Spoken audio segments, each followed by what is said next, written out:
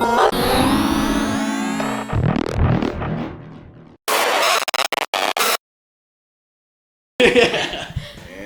we're rolling.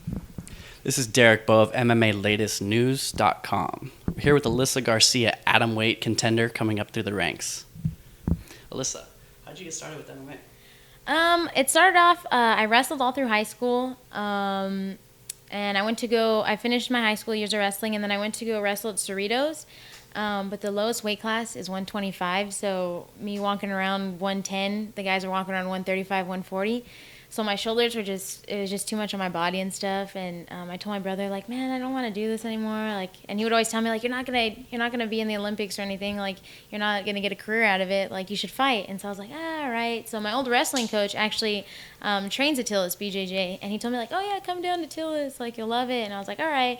And so I started training, and then mostly Jiu Jitsu, and then I was helping around with the wrestling class and stuff, and then I started hitting mitts.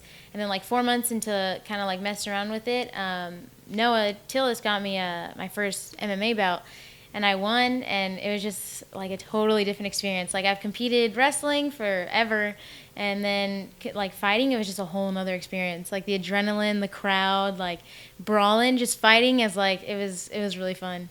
Awesome. It was really fun.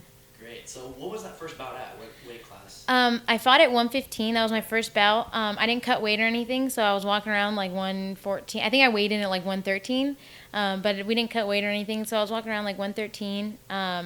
Obviously, the fight was at 115, but I was kind of soft. I didn't really have any muscle tone or anything. It was my first fight, so I wasn't really super getting ready for it. Like, it wasn't like a UFC event or anything like that. So, yeah, we just let's just put the gloves on and see how you feel and how you like it and stuff, and I loved it.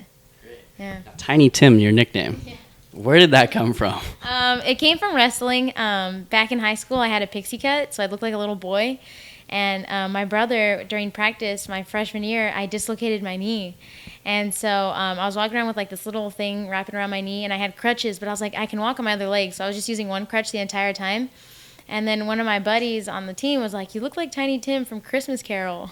So like the name stuck with me. I look like a little crippled homeless boy, I guess, with my brace on my knee and stuff. So it just, Tiny Tim just stuck. I was small. I was walking around like 76 pounds my freshman year. So tiny, fit, and then just I look like a little boy. So Tiny Tim just stuck, I guess. Okay.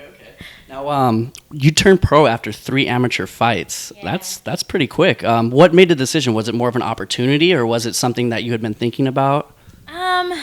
Not really the opportunity. It was it was obviously any time to go pro is an opportunity, but we had been training, I'd been training like 7 or 8 months, and it was just so hard. I had trained for like 6 or 7 fights at 105 and 108. I only had one fight, I think, at 105, or is it 106, because it's just so hard to find girls that want to fight at 105. And so trying to get those fights was such an issue. It was really, really hard. And I mean, in Invicta, you see they have a whole roster of Atomweight. So I was like, you know what? Noah was just telling me, like, let's just go pro, because it's hard on your body to fight and cutting to that weight. And they just, they drop out. And girls drop like flies at 105. But, we had a bunch of fights set up, and they would drop. So it was more like, you know what? I'm feeling good. I keep cutting weight. I think the last straw was I was going to fight for Tough Enough in Vegas, and I missed weight I ended up missing weight by like 3 pounds because our scale was off, and then they made me cut it. They gave me an hour to cut it, and I ended up being like 8 ounces over, and she didn't want to take the fight. So I was pretty frustrated. Obviously, it's my fault. It's my job to make weight and stuff, but after that cut, Noah was like, let's just go pro. Like, we're not going to do this anymore. Like, let's just go pro. It's your job to make weight. And, obviously, not making weight, it was more like frustration, like, well, what if the fight doesn't go through, all these other things. So yeah, we decided to go pro after 3 fights, because it was just so hard to find it, and Invicta has a whole lineup, so pro, there's going to be a lot more fights at 105. Yeah, so that was our main reason.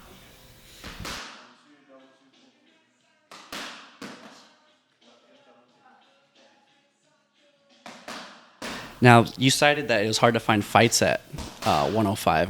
Is it hard to find training partners? How does that work? How is that struggle? Yeah, it's definitely a struggle to find girls at my weight. I walk around, the heaviest I'll walk around is like 125, but that's when I'm like really, really heavy, over. I usually walk around about 117, 118.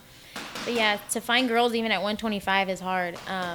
I usually spar with the guys here that are like 125, 130, and mess around with them. But yeah, even sparring partners are such a hard thing to find. Noah goes crazy looking for partners around here. I was sparring with Carla Esparza and working with her before Tough and stuff, and before the Joanna fight, and that was she's a great partner, obviously. I mean, you're fighting a UFC champion, so but still, that was all the way in Irvine. I'm only from Whittier, so that drive was like a good almost 45-minute drive. But yeah, it's hard to find partners, especially girls. There's not a lot of girls from the get-go, so to find small girls, it's hard. But we make it work with the guys that we have. I mean, the only thing that I don't like about it is obviously the guys are going to beat me up every time. They're just bigger than me, taller than me. They have more length on me. So it's good to get beat up, but you also need that time where you beat people up and you got to work on what you know.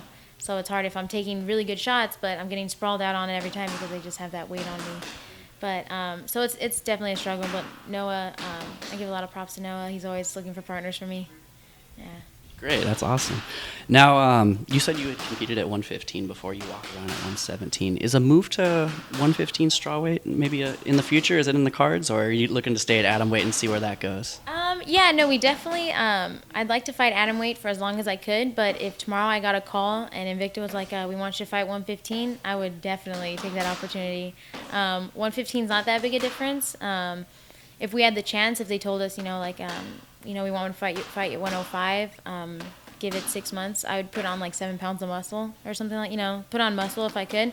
But even now, I'm not going to fight 115 for not so big an event, only because I don't really need to. But if Invicta or a good promotion called me, and they let us know, we need a fight at 115, I'd take the opportunity if it was worthwhile, for sure. And definitely in the future. I mean, obviously they don't have a 105 in the UFC, but they do an Invicta, and that's my goal right now is Invicta, and then because I just need experience. That's what I really need. So, I would definitely take a 115 fight if it was a good opportunity.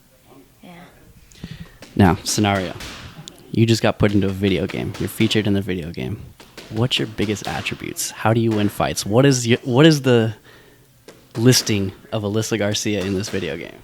Definitely wrestling. I'm very proudful of my wrestling. I think, obviously everyone, if they're a Muay Thai fighter, they'd be like, I think Muay Thai wins fights or Judo wins fights. But I think just the pace, if you go into a wrestling room and the intensity you see in a wrestling room and the fast pace and just the pressure, I think that breaks people. I think it really does break people. Noah always tells me, like, pressure breaks pipes.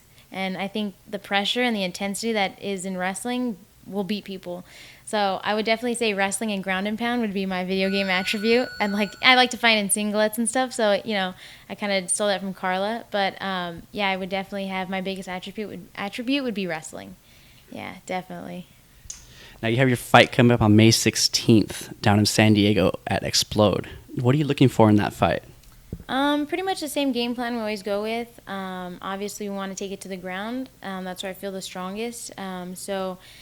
But I feel comfortable wherever it goes. If we end up brawling it out, I don't mind getting punched in the face, and I don't mind punching people in the face.